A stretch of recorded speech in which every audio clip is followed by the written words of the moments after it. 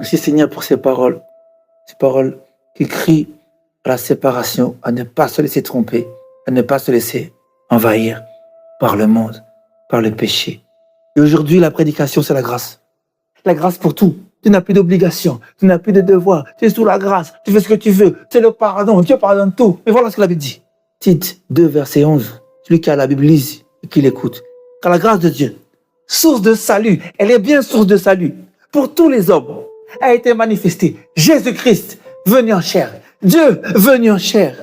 Elle nous enseigne à renoncer à quoi? À l'impiété et au convoitisme mondaine, à vivre dans le siècle présent, selon la sagesse, la justice et la piété. Nous devons vivre dans le siècle présent, selon la sagesse, la justice et la piété, selon ce qui vient de Dieu, et non pas selon ce qui vient du monde, non pas selon nos propres pensées, non pas selon nos propres cœurs, non pas selon nos propres désirs. Le siècle présent est un siècle menteur, un siècle trompeur, un siècle de péché, un siècle d'iniquité, un siècle de débauche, un siècle d'impudicité, un siècle de mensonge. Quitte ce monde.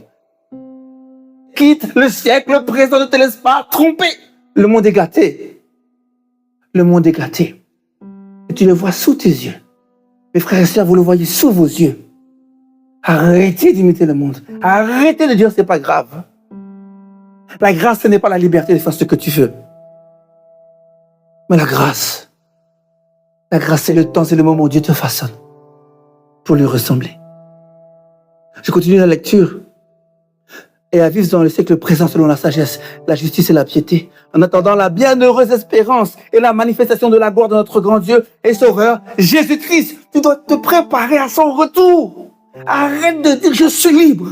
Arrête de dire fais ce que je veux. Prépare-toi. Jésus-Christ va être manifesté. Il vient chercher son église sur les nuées bientôt. Mais toi, tu veux être libre. Tu veux faire ce que tu veux. Tu veux louer comme tu veux. Tu veux chanter comme tu veux. Tu veux prier comme tu veux. Tu veux l'élévation. Tu veux la prospérité. Tu veux l'élargissement. Tu veux l'agrandissement. Tu veux des prophéties sur ces choses-là. Mais jamais tu te prépares pour ressembler à Jésus. Parce qu'il revient. Jamais. Tout selon le siècle présent. Alors on adopte les coupes de cheveux du monde. On adopte le manière de se vêtir du monde. On adopte toutes ces choses. Et on oublie qu'on doit être comme le Seigneur. Tout à son image. Il n'avait ni beauté, ni éclat pour nous plaire. Jésus est venu sur terre simple, modeste, sans apparat, sans exagération, sans rien. Tu ne cherches pas à lui ressembler. Que le monde. Tu te trompes de voix. Ce sont des fausses prédications que tu entends. Je le dis, ce sont des fausses prophéties que tu entends aussi. Qui égarent ton âme, qui égarent ta vie. Arrête d'écouter. Tu vas être grand, tu vas être ceci, tu vas être cela. Et tu ne changes jamais, toujours dans le péché, toujours mondain. Tu n'iras nulle part. Je continue, verset 14. La gloire de notre grand Dieu, Sauveur Jésus-Christ, qui s'est donné lui-même pour nous, afin de nous racheter de toute iniquité, et de se faire un peuple qui lui appartient, purifié par lui, et zélé pour les bonnes œuvres. Purifié par lui, et zélé pour les bonnes œuvres. Quelles sont tes œuvres? Où sont tes œuvres? Où sont tes œuvres qui manifestent ta foi? Où sont tes œuvres qui manifestent ton changement? Où sont tes œuvres qui manifestent ta transformation? Où sont tes œuvres?